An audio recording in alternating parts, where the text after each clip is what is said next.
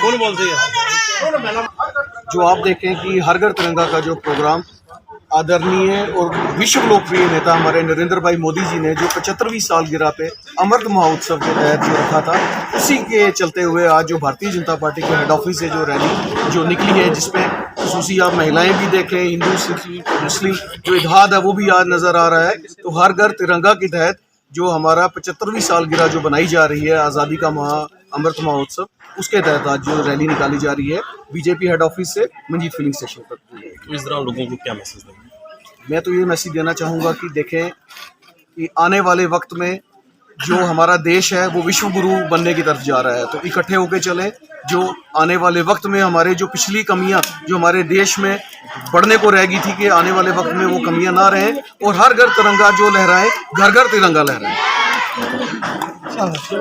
भाग लिया और आपने देखा होगा जो प्रधानमंत्री जी ने आह्वान किया कि हर घर तिरंगा होना चाहिए, इसमें हर घर में तिरंगे लगे हुए हैं और प्रधानमंत्री जी मोदी को लोगों ने हाथों हाथ लिया है। और मैं प्रधानमंत्री जी का दिल की गहराई से शुक्रिया अदा करना चाहता हूँ कि उन्होंने हिंदू मुसलमान सिख ईसाई सभी को एक माला के अंदर पिरोकर हमारे जो मुल्क है उसको और मजबूत किया, लोगों के अंदर देशभक्ति की भावना बढ़ी है। इसके लिए प्रधानमंत्री जी का दिल की गहराइयों से हम धन्यवाद देना चाहते हैं। 75वें अमृत महोत्सव के उपलक्ष्य में आज जो है भारतीय जनता पार्टी कार्यालय से जो है एक भव्य तिरंगा रैली निकाली गई है, जो आज यहाँ से निकलकर जो है आज आखिरी जो है समाप्ति की ओर है, जो 75वां आज़ादी का अमृत महोत्सव है।